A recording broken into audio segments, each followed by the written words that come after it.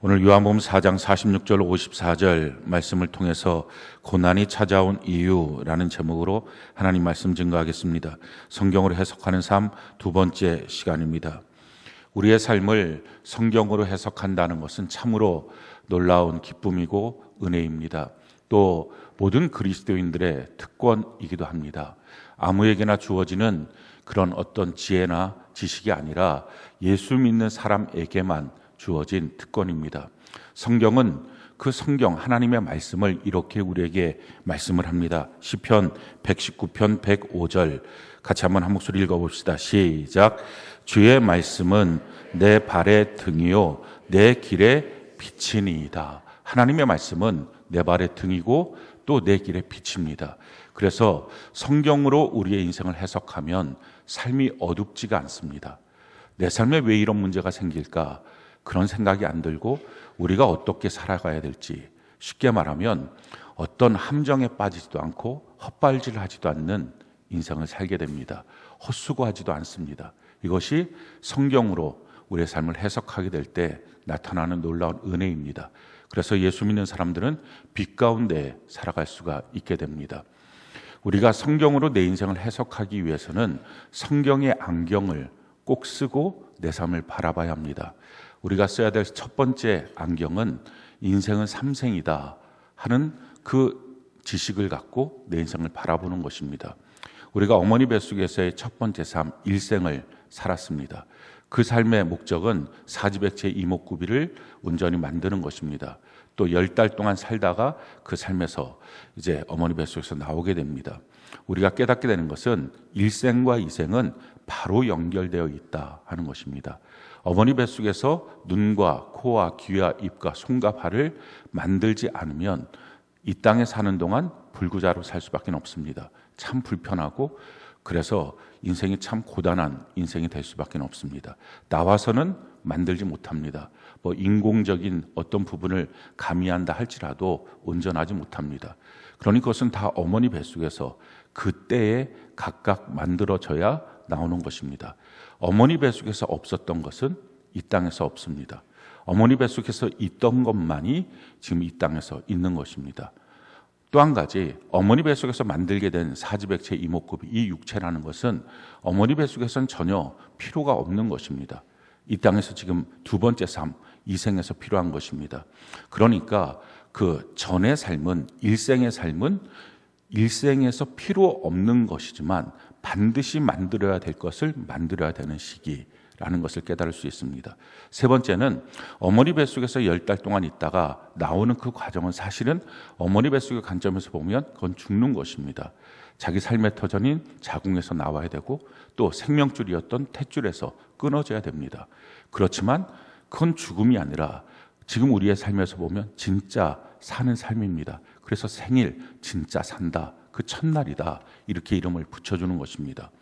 일생의 삶을 통해서, 그래서 일생에서 이생으로 나온 그 삶을 통해서 지금 우리가 두 번째 삶, 이생을 살고 있는데 그 이생의 삶에서 삼생의 삶이 어떻게 이루어지는지를 우리가 알 수 있습니다. 그 삼생은 지금 우리의 삶이 죽고 나면 그 다음에 이어지는, 한 번 죽는 것은 사람에게 정해진 것이요 그 다음에는 심판이 있다고 했습니다. 영원한 천국과 영원한 지옥, 그게 진짜 사는 것입니다. 어머니 뱃속에서의 삶은 진짜 사는 게 아니죠. 지금 우리의 삶을 예비하고 준비하는 삶입니다. 지금 우리의 삶이 바로 육체, 어머니 뱃속에서 만든 육체를 갖고 지금 사는 것입니다.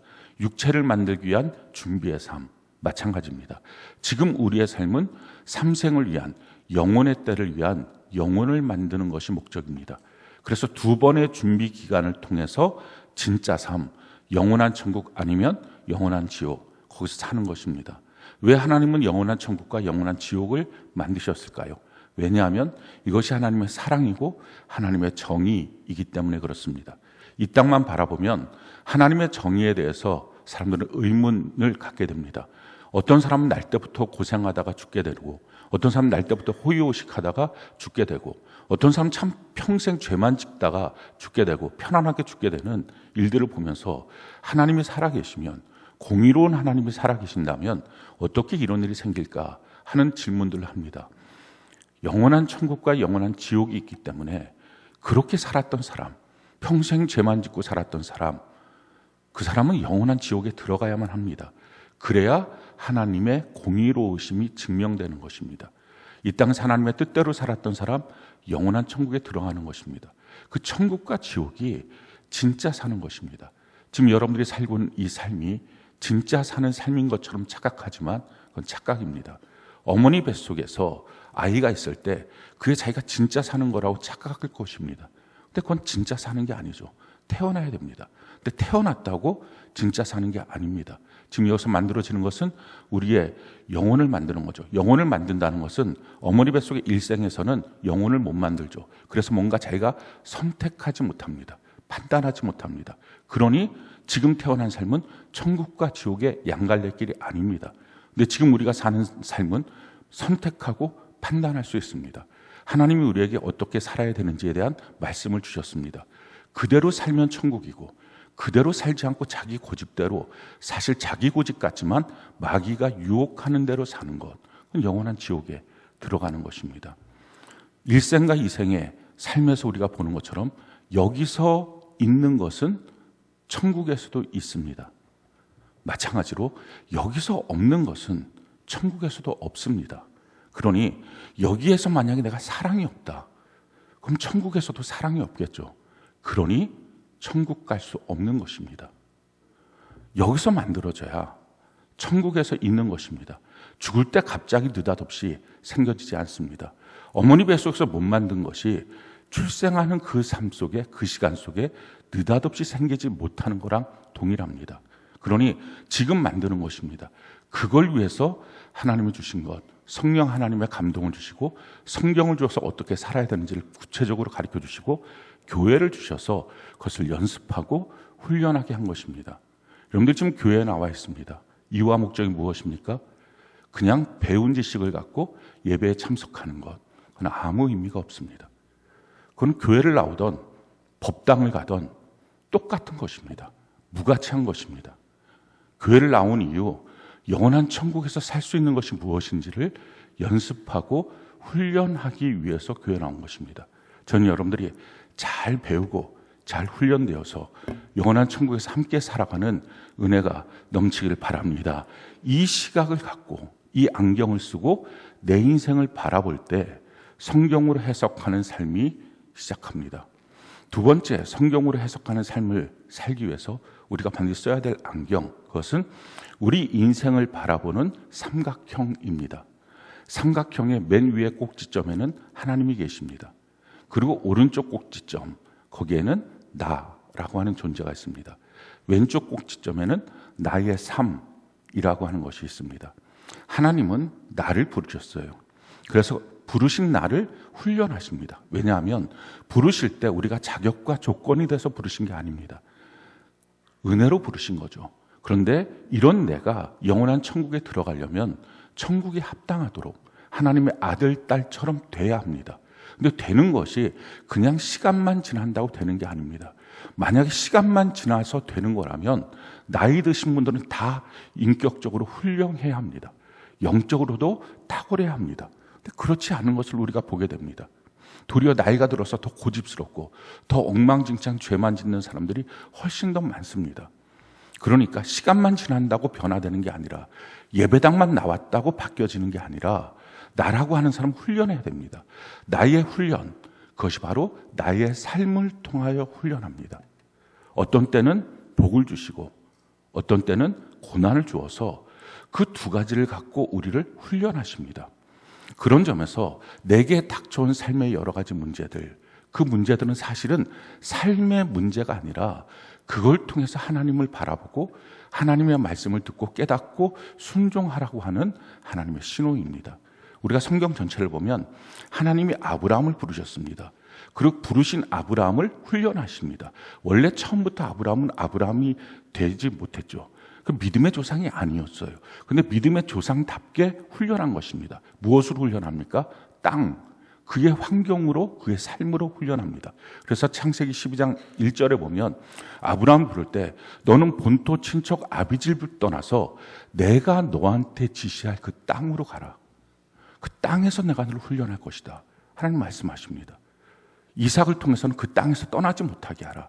야곱을 향해서는 그 땅을 떠났다가 다시 돌아오게 하라. 또 이스라엘을 향해서도 마찬가지로 그 땅에서 그 이스라엘 백성들이 애굽 땅에 갔다가 하나님의 약속의 땅 가나안 땅으로 들어오게 하십니다. 그래서 그 땅에서 훈련하는 것입니다.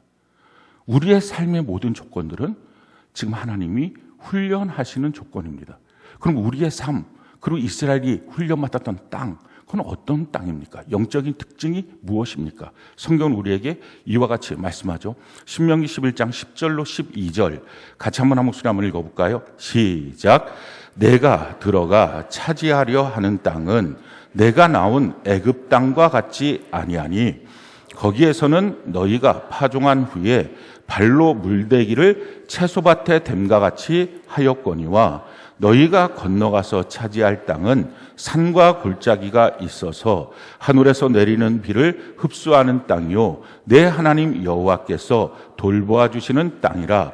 연초부터 연말까지 내 하나님 여호와의 눈이 항상 그 위에 있느니라. 너희가 전에 있었던 애굽 땅, 거기는 발로 물을 대는 땅이다. 너의 발로 열심히 수문을 열면 그 나일강의 물이 쭉 땅으로 들어와서 농사 지을 수 있고, 또 수문을 닫으면 물이 쭉 빠지고, 그게 너의 발로 사는 땅이었다라고 지금 설명합니다. 그 발로 사는 땅이 뭡니까? 발로 밟고 살아온 인생, 그걸 이력이라 그럽니다.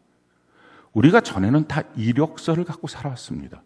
그래서 회사 들어갈 때도 이력서가 뭐냐, 너의 이력이 뭐냐, 이렇게 해서 살아온 것입니다. 근데 지금 이력이 아니라 하나님이 이렇게 말씀하십니다. 너가 건너가서 살게 된 그 땅, 너의 삶의 현장은 바로 산이 높고 골짜기가 깊은, 그래서 비가 내리면 그 비가 쭉 빠져버리는 모래 땅과 같다. 그런데 그 땅이 한 2m 아래로만 들어가면 이스라엘 땅, 지금도 마찬가지인데 가나안 땅은 아주 시커먼 비옥한 토지가 있습니다. 그래서 대추야자 같은 거 하나만 봐도 그 요르단 같은 경우 아랍권에서 나오는 대추야자는 그냥 손 한 2마디 정도 됩니다. 근데 이스라엘에서 나온 거는 3마디, 4마디 정도의 크기가 다릅니다. 전혀 다릅니다. 근데 그 땅이 비가 내리지만 않으면, 그러면 3년만 비가 내리지 않아도 자기 아들을 삶아서 먹으려고 할 만큼 고통스러운 땅, 먹을 게 아무것도 없는 땅입니다. 그 땅에 대해서 하나님 이렇게 말씀하십니다. 새초부터 새말까지, 연초부터 연말까지 내가 계속 보고 있는 땅이다 라는 것입니다. 너가 어떻게 사는지, 그러니까 이른 비와 늦은 비로 내가 너한테 복을 주기도 하고 때를 맞춰서 복을 주기도 하지만 어느 때는 전혀 없게 만들어줄 거다. 그 삶을 통해서 내가 너를 연단하고 훈련할 거다라는 것입니다. 우리의 삶에 복이 오기도 합니다. 근데 복이 오는 이유가 뭡니까? 그 복이 왔으니까 잘 먹고 잘 살자, 그게 아닙니다. 누가복음 12장에 보면 참 어리석은 부자에 대해서 성경은 설명을 합니다. 그 사람은 대대로 부자였어요. 부모로부터 받은 돈이 너무 많습니다. 그리고 자기도 사업을 했는데 그 사업이 너무 잘 됐습니다. 아주 너무 많은 부여를 얻었어요. 그가 고민을 합니다. 이 많은 부여를 갖고 어떻게 할까? 참 그 사람이 허랑방탕하지도 않습니다. 창고를 더 크게 지어서, 그래서 거기다 다 싸놓고, 그래서 평생 잘 먹고 잘 살 수 있도록 그렇게 만들어야지 하면서 그렇게 창고 짓고 곡식을 다 넣어놓고 나니까 너무 기분이 좋은 것입니다. 야, 이제 평생 볼 게 있으니까 내 생명이, 내 삶이 너무 흐뭇하고 좋다라고 말합니다. 그때 하나님이 이렇게 말씀하시는 거예요. 누가복음 12장 20절로 21절 같이 한번 목소리 읽어볼까요? 시작. 하나님은 이르시되 어리석은 자여, 오늘 밤에 내 영혼을 도로 찾으리니 그러면 내 준비한 것이 누구의 것이 되겠느냐 하셨으니 자기를 위하여 재물을 쌓아두고 하나님께 대하여 부유하지 못한 자가 이와 같으니라. 그거 다 모아뒀다고 너가 행복하고 아주 넘치는 삶을 살 것 같냐? 오늘 밤에 내가 너 생명 가져가면 그게 무슨 누구의 소유되겠느냐? 라고 지금 주님 말씀하시는 것입니다. 그러면서 이렇게 말씀하시죠. 자기에게는 부유하지만 하나님께 부유하지 못한 사람, 이렇게 어리석은 자다. 돈 있으면 그 돈이 자기 것, 시간 있으면 그 시간이 자기 것, 건강 있으면 건강이 자기 것, 온통 세상이 자기만 바라보고 지금만 바라보고 있는 삶, 주어진 것들이 그냥 자기 삶이라고 생각하는 사람 참 어리석다. 너의 삶에 복이 있으면 그 복을 갖고 하나님 바라봐야지, 믿음으로 살아야지. 왜? 그렇게 그냥 살다가 어느 날 딱 너의 인생의 끝이 왔을 때, 천국과 지옥 문 앞에 섰을 때 너가 얼마나 불행한 인생 되겠느냐, 준비가 안 된 인생, 그건 얼마나 허망한 인생이 되겠느냐라고 지금 주님 말씀하시는 것입니다. 마찬가지예요. 우리 삶에 고난이 옵니다. 근데 왜 고난이 올까요? 고난은 고난 자체가 의미 있는 게 아니에요. 고난에는 뜻이 있습니다. 사랑하는 성도 여러분, 여러분 삶 속에 모든 복도 의미가 있는 것처럼, 뜻이 있는 것처럼 여러분 삶 속에 크고 작은 모든 고난도, 모든 슬픔도 뜻이 있습니다. 뜻 없는 고난, 뜻 없는 슬픔의 사건, 그건 없습니다. 자, 그러면 우리 삶에 왜 고난이 밀려올까요? 성경을 보면 크게 세 가지의 고난이 오는 이유를 설명합니다. 첫 번째 이유는 죄 때문에 옵니다. 성경이 우리에게 이렇게 말합니다. 시편 107편 10절로 11절 같이 한번 한번 읽어볼까요? 시작. 사람이 흑암과 사망의 그늘에 앉으며 곤고와 쇠사슬에 매임은 하나님의 말씀을 거역하며 지존자의 뜻을 멸시함이라. 사람이 왜 고난을 받느냐? 하나님의 뜻을 거절했기 때문이다. 하나님의 말씀대로 살지 못하니 그 삶에 고난이 있는 것이다 라는 것입니다. 자, 두 번째 이유, 왜 고난이 밀려올까요?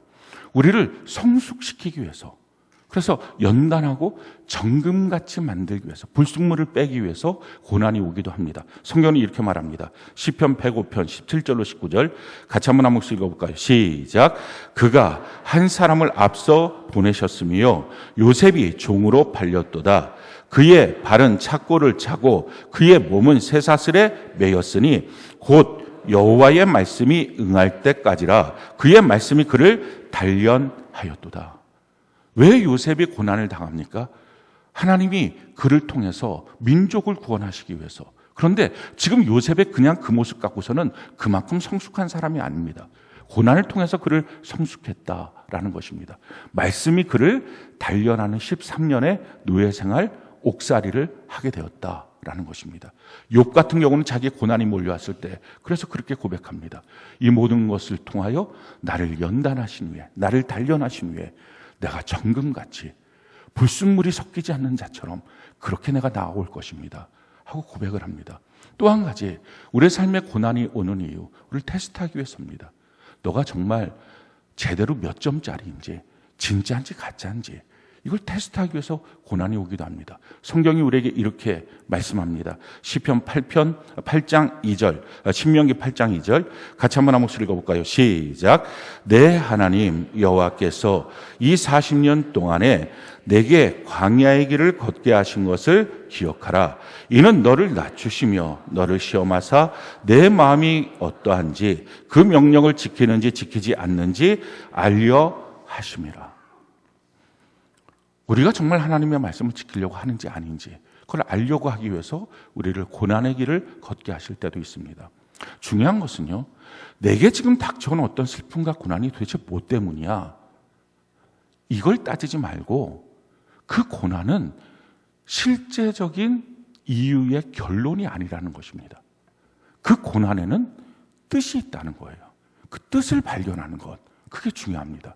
성경은 우리에게 이렇게 말씀합니다. 예레미야가 3장 32절로 33절 같이 한번 한 목소리 읽어볼까요? 시작. 그가 비록 근심하게 하시나 그의 풍부한 인자하심에 따라 긍휼히 여기실 것임이라. 주께서 인생으로 고생하게 하시며 근심하게 하심은 본심이 아니시로다. 우리가 고통받고 괴로움을 당하는 것, 우리 하나님 아버지신데 그게 하나님 본심이 아니다. 그러니까 이유가 있다는 것입니다. 여러분 삶 속에 어떤 슬픔과 고난과 고통과 괴로움과 질병이든지 물질적인 문제든지 건강상의 문제든지 또 정신적인 문제든지 다 마찬가지입니다. 왜 내게 왔을까요? 그건 하나님의 본심이 아니에요. 정말 하나님 날 미워하니까 날 이렇게 두들겨 패는구나. 그거 아닙니다. 그럼 하나님의 뜻이 있다는 거죠. 그래서 그 뜻 가운데 하나님이 원하는 게 뭡니까? 성경은 이렇게 말해요. 시편 107편 12절로 14절 같이 한번 한 목소리 읽어볼까요? 시작.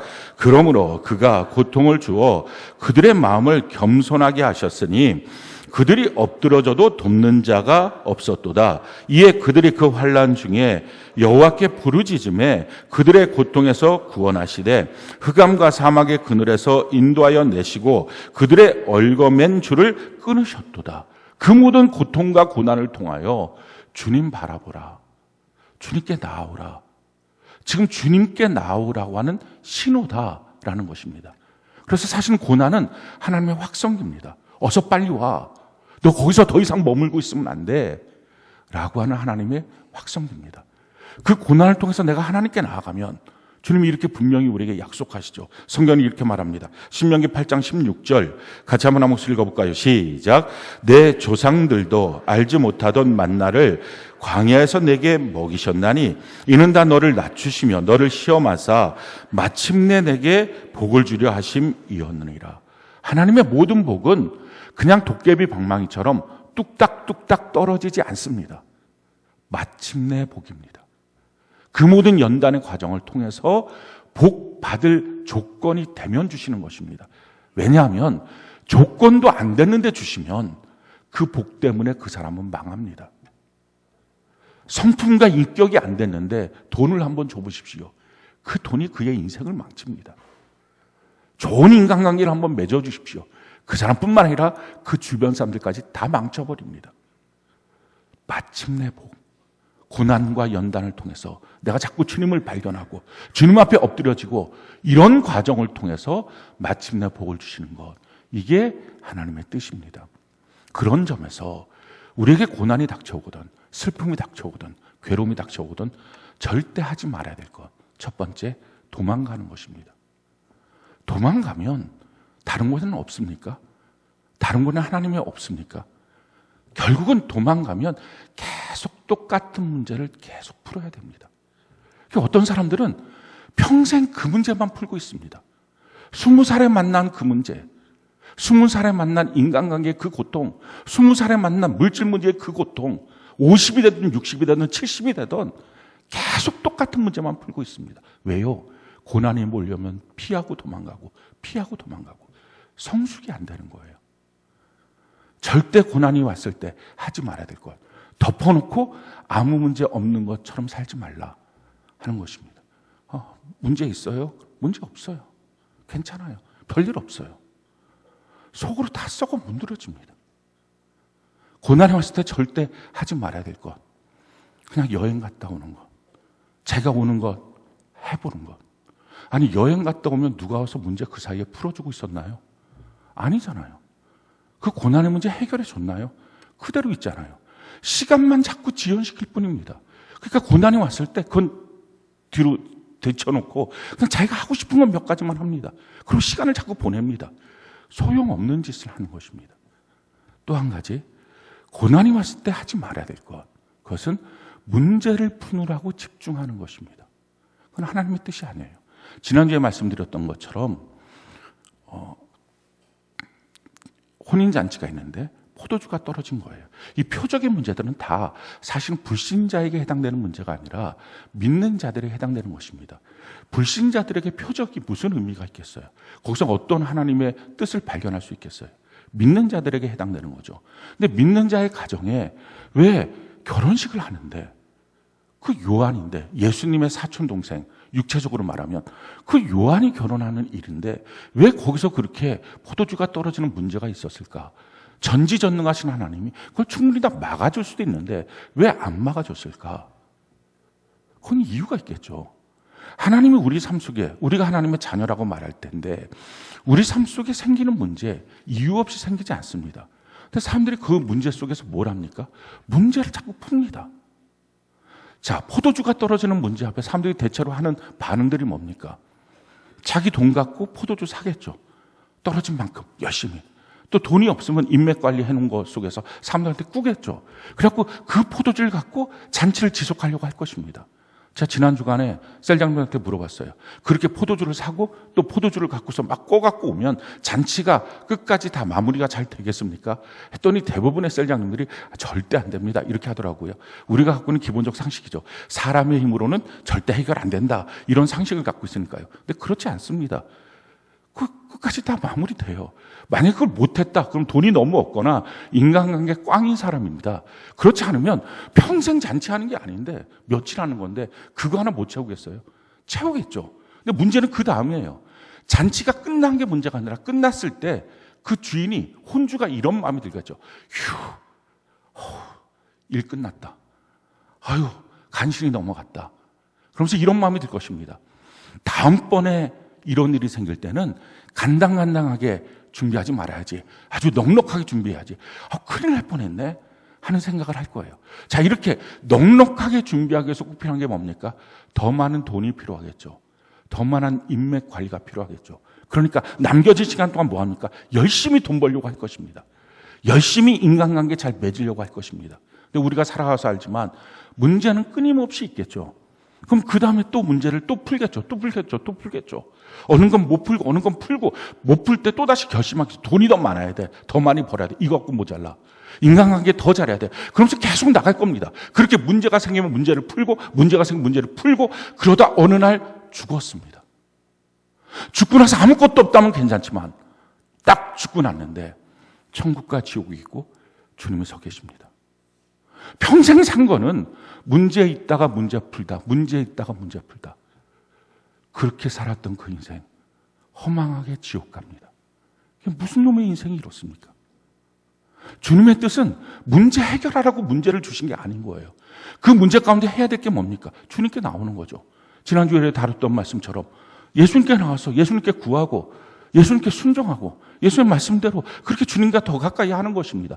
그래서 자꾸 믿음을 갖게 만들어서 천국을 바라보게 하는 것, 이게 주님의 뜻입니다. 그럼 주님께 더 가까이 나와서 자꾸 주님께 구하면서 믿음 갖고 순종하면서 믿음 갖고, 이게 하나님의 뜻이죠. 자, 그런데요, 이 주인이 지금 포도주가 떨어졌어요.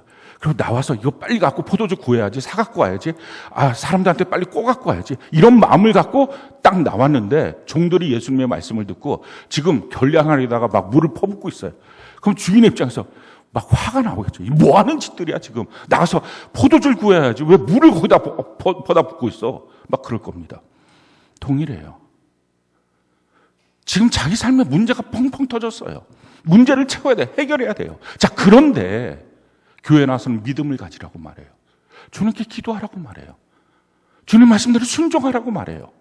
그때 이런 마음이 들겠죠. 너무 현실 감각 없네요. 지금 그래서 내 문제 어떻게 풀어요? 정말 그렇게 살아서는 안 되잖아요. 지금 나 순종할 때인가요? 가서 열심히 지금 돈 벌어야 될 때잖아요.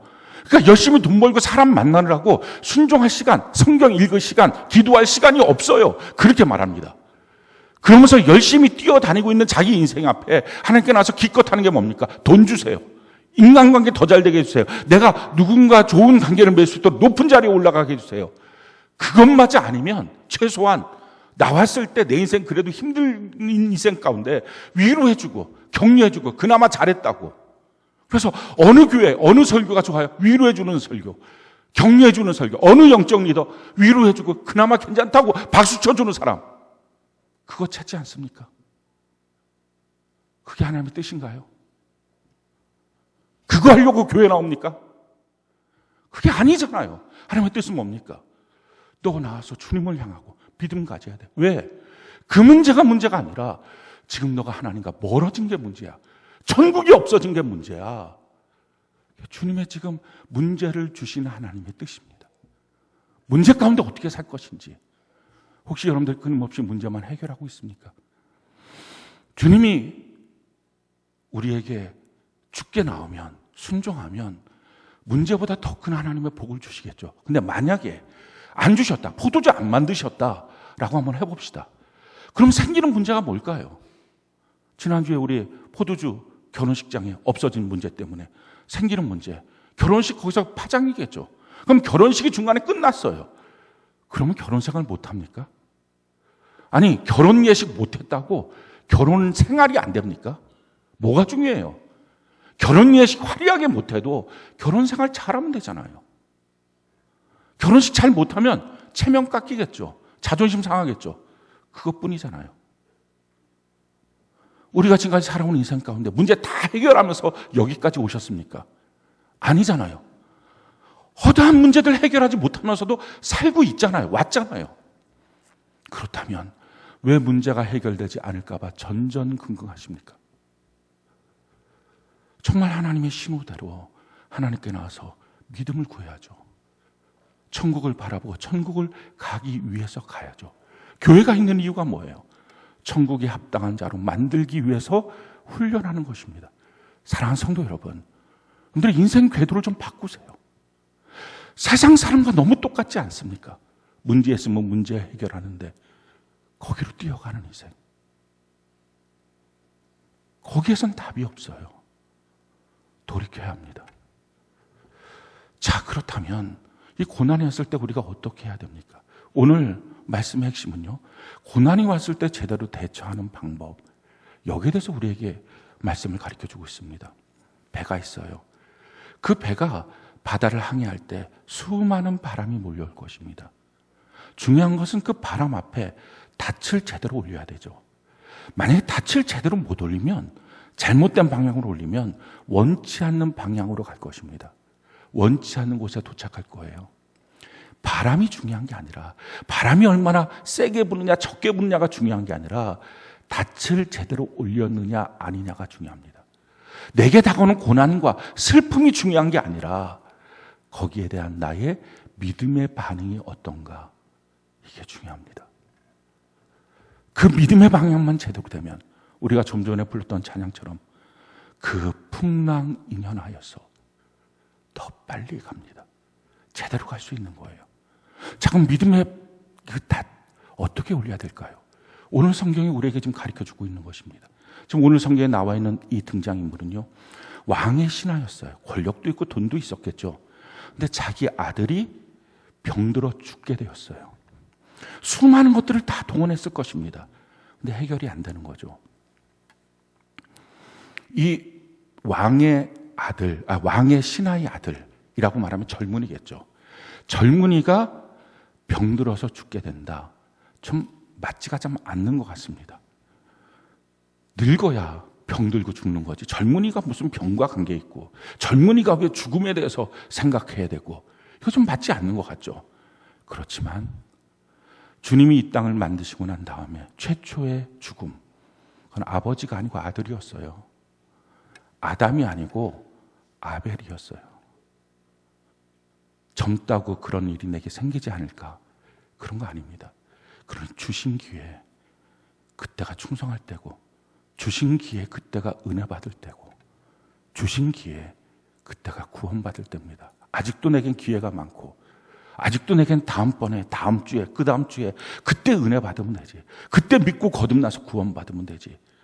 그 기회가 영영 없을 수도 있습니다. 지금 이 왕의 신하의 아들 병들었다는 이 사건 때문에 어떻게 이 왕의 신하가 합니까? 주님께로 오는 거예요. 가버나움에서 가나까지 산 높고 길을 건너야 되는 약 최소 7시간 정도 걸립니다. 왕의 신하가 그 일 아니었으면 예수님께 나왔을 가능성이 0%입니다. 안 나오겠죠. 근데 고난이 왔어요. 고난이 와서 그가 어떻게 합니까? 주님께 나왔어요. 이게 정답이에요. 사랑하는 성도 여러분, 여러분 삶 속에 고난이 온다면, 문제가 터졌다면, 슬픔이 있다면, 속상하다면 주님께 나오세요. 성경은 우리에게 이와 같이 말씀을 합니다. 히브리서 4장 15절 16절 같이 한번 한번 읽어볼까요? 시작. 우리에게 있는 대제사장은 우리의 연약함을 동정하실 못하실 이가 아니요 모든 일에 우리와 똑같이 시험을 받으신 이로되 죄는 없으시니라. 그러므로 우리는 긍휼하심을 받고 때를 따라 돕는 은혜를 얻기 위하여 은혜의 보좌 앞에 담대히 나아갈 것이니라. 때를 따라 돕는 은혜를 얻기 위하여 은혜의 보좌 앞에 담대히 주님께 나가야 합니다. 이게 우리가 잘 아는 내용이죠. 문제 있으면 주께 나가자. 마음 슬프면 주님께 그 마음을 토하자. 마음이 괴롭고 어려우면 주님께 나가자. 그런데요, 다 아는 것처럼 보이지만 실제적인 상황이 되면 그게 안 됩니다. 문제 있으면 대부분 어떻게 합니까? 집에 혼자 있어요. 문제 있으면 쓸데없는 사람들 만나요. 자기 감정을 거기다 토해놔요. 아무 가치도 없는 일들, 그런 걸 합니다. 문제 있으면 막 집안 괜히 청소하고, 그래갖고 몸까지 버려요. 막 힘만 들고 몸살 나고. 문제 있으면 엉뚱한 짓을 하는 거예요. 죽게 안 나가요. 그래서 문제가 있을 때 주님께 나가는 것, 이게 믿음이에요. 이게 믿음의 실력이에요. 사랑하는 성도 여러분, 저는 여러분들이 어떤 문제가 있든 주님께 나가는 믿음의 실력이 오늘 이 시간 이 예배 가운데 결단하기 바랍니다. 그래서 그걸 갖고 주님께 나가는 거예요. 주님께 나가는 거, 이게 첫 번째 우리가 갖게 될 믿음입니다. 우리가 자꾸 믿음을 주시기 위해서 내게 문제를 주셨다, 사건을 주셨다, 고난을 주셨다. 그래요. 그 고난 사건 속에 우리가 해야 될 첫 번째 믿음을 사용하는 것, 그것은 바로 주님께 나아가는 것입니다. 자, 두 번째, 주님께 나오고 그 다음에 필요한 게 뭡니까? 주님께 구하셔야 합니다. 성경은 우리에게 이와 같이 말합니다. 마태복음 7장 7절로 8절 같이 한번 목소리 읽어볼까요? 시작. 구하라 그리하면 너희에게 주실 것이요, 찾으라 그리하면 찾아낼 것이요, 문을 두드리라 그리하면 너희에게 열릴 것이니 구하는 이마다 받을 것이요, 찾는 이는 찾아낼 것이요, 두드리는 이에게는 열릴 것이니라. 구하셔야 합니다. 꼭 당부드립니다. 예배 시간에 나와서 셀 예배를 드리면서 제발 멍 때리지 마십시오. 마음이 공부하고 힘들면 멍하니 있습니다. 계속 문제만 묵상하는 거예요. 계속 어떤 사건만 묵상하는 거예요. 어떤 일들만 계속 묵상하는 거예요. 그리고 자기의 속상함만 계속 묵상하는 거예요. 그렇게 하지 마십시오. 자기 인생에 허다한 문제가 있을 때 주님께 나와요. 그리고 두 번째, 주님께 구하는 은혜가 있기를 바랍니다. 이게 믿음이에요. 믿음이라는 것은 뭐가 이렇게 쑥 들어와서 뭐 하는 게 아니라 문제가 있을 때 주님께 나가는 것, 이게 믿음의 실력이고요. 두 번째, 그 주님께 나가서 주님께 간구하는 것, 이게 믿음의 실력이에요. 자, 그런데 절대로 거기서 머물러 있으면 안 돼요. 반드시 거기서 빨리 그 세 번째 단계, 믿음의 원숙한 단계로 나아가야 합니다. 그 믿음의 원숙한 단계, 그것은 말씀을 믿는 것입니다. 자기가 어떤 표적이나 자기의 기대를 믿으면 요동칩니다. 근데 요동치는 믿음 갖고서는 아무것도 못합니다. 의심하는 자에게는 결국은 아무것도 얻을 생각을 하지도 말라고 성경 기록합니다. 그러니 요동치는 것 갖고는 안 되고요. 변함없는 하나님의 말씀을 믿을 때 요동 없는 마음이 됩니다. 그 마음을 갖고 말씀을 믿는 것, 이것이 가장 중요합니다. 지금 이 왕의 신하 무엇을 합니까? 예수님께 나와서 내 아들 좀 고쳐주세요. 예수님께 나온 게 믿음이고, 내 아들 좀 내려와서 좀 고쳐주세요. 지금 거의 죽게 됐어요. 내려와서 좀 고쳐주세요. 그렇게 말합니다. 그렇게 간구하고 있다가 주님이 이렇게 말씀하죠. 50절에 보니까 예수께서 이르시되 가라, 내 아들이 살아있다 하시니. 말씀하신 거거든요. 가라. 그랬더니 그가 어떻게 합니까? 그 사람이 예수께서 하신 말씀을 믿고 가더니, 세 번째 단계, 말씀을 믿는 단계로 들어갑니다. 그게 진짜 믿음이에요. 저는 여러분들이 말씀을 믿는 믿음의 단계로 들어가는 은혜가 있기를 바랍니다.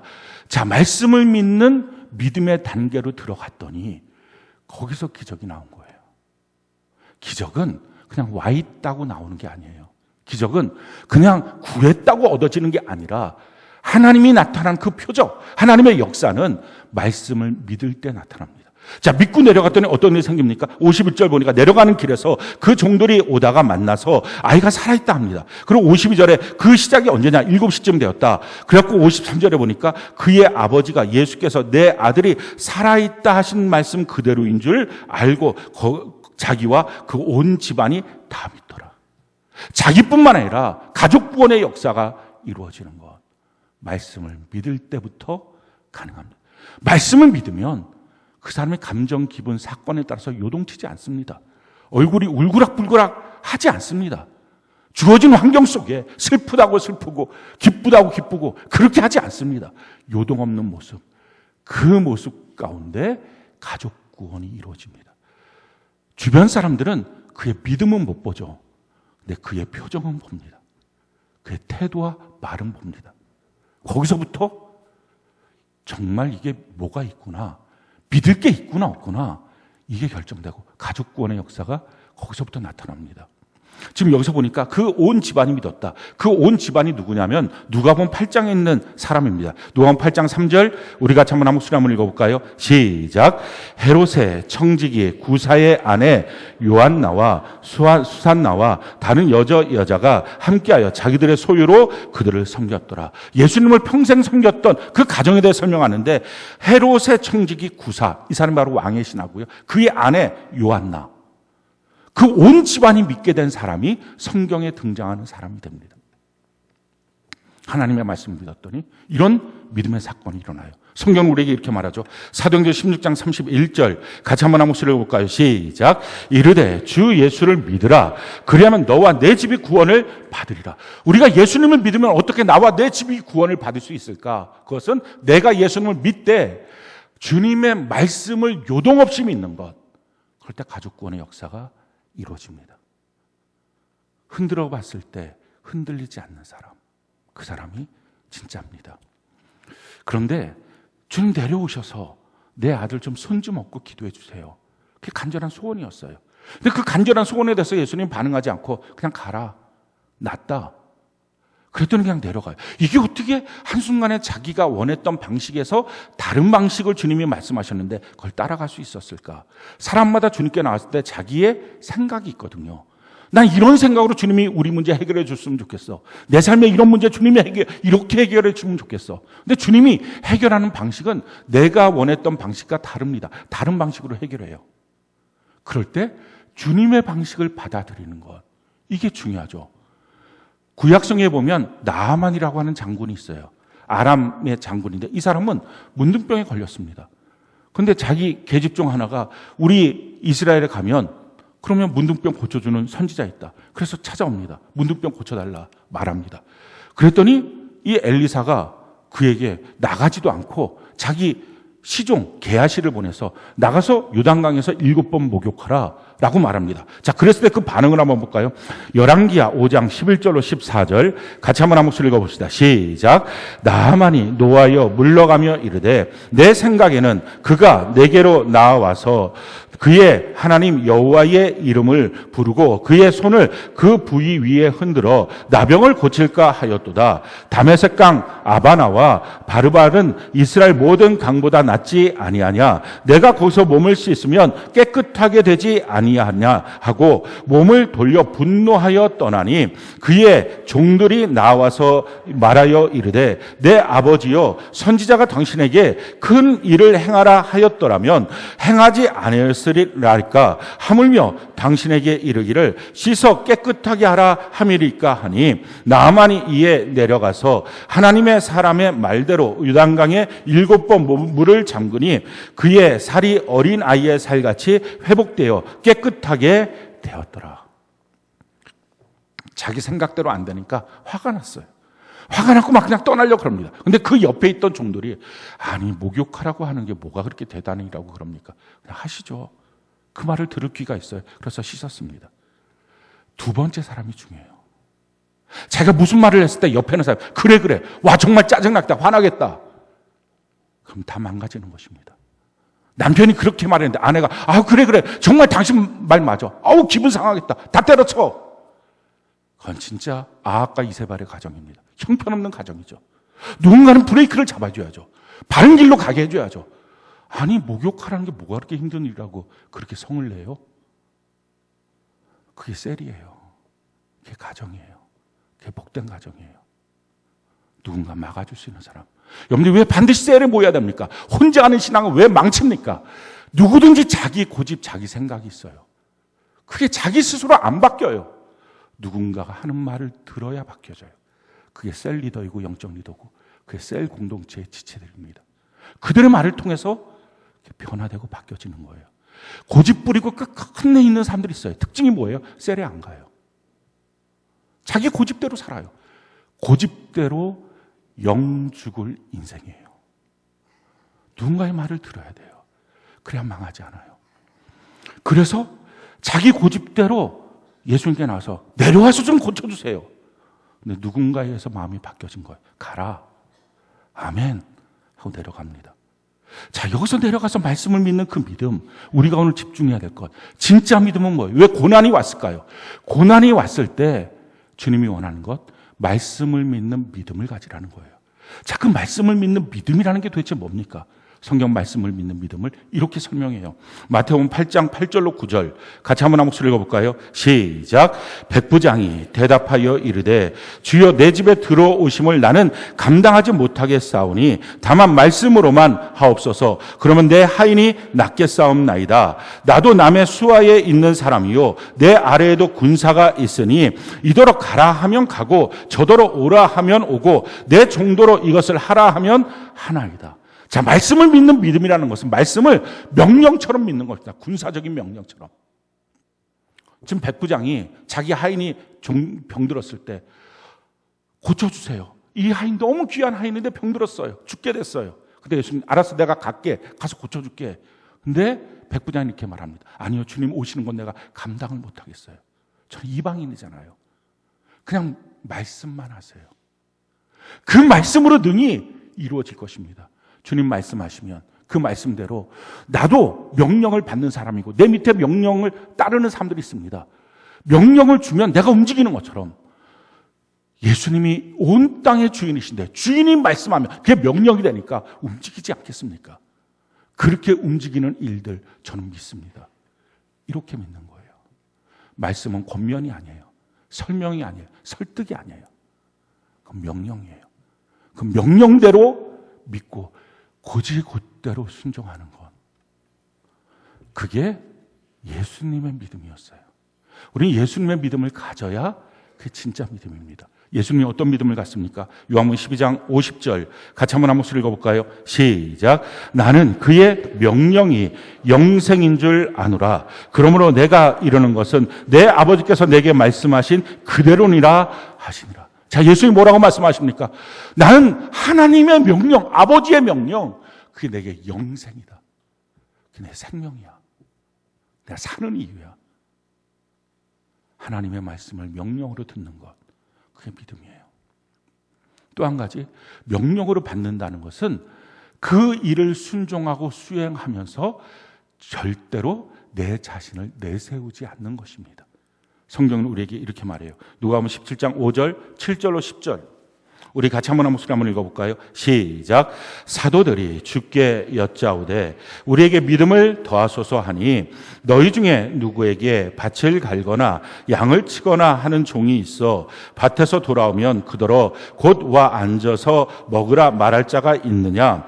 도리어 그더러 내 먹을 것을 준비하고 띠를 띠고 내가 먹고 마시는 동안에 수종 들고 너는 그 후에 먹고 마시라 하지 않겠느냐? 명한 대로 하였다고 종에게 감사하겠느냐? 이와 같이 너희도 명령받은 것을 다 행한 후에 이르기를 우리는 무익한 종이라 우리가 하여야 할 일을 한 것뿐이다 할지니라. 얼마나 하나님의 말씀대로 순종하고 자기를 내세우다가 결국은 인생이 망가집니까? 신앙이 다 망가지고 맙니다. 교회 안에서 포쩍 교만의 머리를 들고 다니다가 자만의 머리를 들고 다니다가 다 신앙 망가지고 맙니다. 명령을 믿는 믿음, 말씀을 믿는 믿음이라는 것은 자기를 내세우지 않는 거예요. 무익한 종입니다. 마땅히 해야 될 것을 했을 뿐입니다. 그 고백입니다. 자, 그런데요, 이 왕의 신하가 처음부터 이런 완전한 믿음을 갖고 있었을까요? 그렇지 않아요. 우리가 성경을 한번 보면 50절 같이 한번 읽어볼까요? 50절 같이 한 목소리 시작. 예수께서 이르시되 가라 내 아들이 살아있다 하시니 그 사람이 예수께서 하신 말씀을 믿고 가더니. 자, 53절이요. 같이 한번 읽어봅시다. 시작. 그의 아버지가 예수께서 내 아들이 살아있다 말씀하신 그때인 줄 알고 자기와 그 온 집안이 다 믿으니라. 자, 첫 번째 어떻게 합니까? 주님이 가라 그랬더니 그 말씀을 믿고 갑니다. 근데 53절에 보니까 그 아들이 살아있다는 것을 보고서 자기와 온 집안이 다 믿습니다. 아니, 처음에도 믿었는데 뭐 나중에도. 처음의 믿음은 완전한 의미의 믿음은 아니었어요. 근데 그가 주의 말씀을 듣고 순종하여 가다가 그 믿음이 온전케 된 것입니다. 성경은 우리에게 이와 같이 말씀합니다. 야고보서 2장 22절 같이 한번 읽어볼까요? 시작. 내가 보거니와 믿음이 그의 행함과 함께 일하고 행함으로 믿음이 온전하게 되었느니라. 하나님의 말씀을 믿습니까? 그럼 행하십시오. 그래야 온전한 믿음이 됩니다. 행하지 않는 것은 죽은 믿음이고 아무것도 아닙니다. 알고 있다는 지식, 그것은 자기를 구원하지 못하고 귀신도 그 정도쯤은 알고 있습니다. 우리 신앙생활에서 사람들이 착각하고 있는 것은 이런 거예요. 어떤 감동이 있으면 또 어느 날 또 뭔가 이렇게 마음에 또 자극을 받고 도전을 받으면 그때 뭐 합니다. 그때 또 막 움직인다고 해요. 그런데 그렇게 움직여서 하는 것은요, 또 시간 조금 지나면 마음의 감동이 사라지면 또 안 해버려요. 봉사도 막 어느 날 감동받아서 저 하겠습니다. 또 시간 지나면 그 감동 사라지면 안 해버려요. 그건 아무것도 아니에요. 헛된 것입니다. 이렇게 감동, 감각, 느껴지는 느낌, 그건 신앙이 아니에요. 하나님의 말씀을 계속 들으면서 내 마음에 차곡차곡 쌓여져야 합니다. 그 말씀이 나를 움직여야 합니다. 성경이 이렇게 말해요. 로마서 12장 1절부터 3절까지가 우리 믿음의 삶에 대해서 가르쳐주고 있는 단계인데, 첫 번째, 너희 몸을 하나님이 기뻐하시는 거룩한 산 제물로 드리라. 이것이 너희가 드릴 영적 예배니라. 먼저 마음 말고요. 사람들이 전 마음이 준비가 안 돼서 마음이 이렇고 마음 다 내버려둬요. 너희의 몸을 하나님이 기뻐하시는 거룩한 산 제물로 드리십시오. 먼저 예수 세질 평가표대로 사십시오. 그게 첫 번째 단계예요. 이렇쿵 저렇쿵 쓸데없는 얘기들 하지 마십시오. 해봐야 합니다. 그렇게 하고 나면 2절이 뭐라고 말합니까? 너는 이 세대를 본받지 말고 오직 너희 마음을 새롭게 함으로 변화를 받아 하나님의 선하시고 기뻐하시고 온전하신 뜻이 무엇인지 분별하라. 그렇게 내 몸이 움직이고 행하고 나서야 진짜 마음이 보입니다. 그 전까지는 다 자기가 말했던 그 마음들은 다 가짜 마음이에요. 그 마음과 육체가 원하는 마귀한테 속고 살았던 옛날 세상의 마음이에요. 다 소용없는 것입니다. 진짜 마음은 내 몸을 드리고 나서야, 내 시간을 드리고 나서야, 내 삶을 드리고 나서야 마음이 보여집니다. 그렇게 진짜 마음이 되고 난 다음에 그 다음에 3절에 뭐라고 말합니까? 하나님이 너희에게 주신 믿음의 분량대로 행하라. 그때 예수의 믿음이 내 안에서 실제로 작동하게 됩니다. 그게 믿음으로 사는 삶, 진짜 그리스도의 삶이에요. 몸부터, 그러고 나서 진짜 마음을 변화시키고, 그리고 세 번째, 그 진짜 마음에 주님이 주신 예수의 믿음, 그걸 갖고 살아가십시오. 그렇게 사는 것이 고난의 때 우리에게 고난을 주신 하나님의 이유입니다. 주님 앞에 제대로 살도록 하는 것. 그래서 천국 준비해야 되지 않겠습니까? 평생 살면서 천국을 준비를 안 하니까 천국이 있는지 없는지도 모르잖아요. 실감도 안 나잖아요. 아니, 실감도 안 나는 사람이 어떻게 천국 가요? 천국이 확실하게 믿어지고 천국을 위하여 살아가는 사람, 그 사람은 천국 갑니다.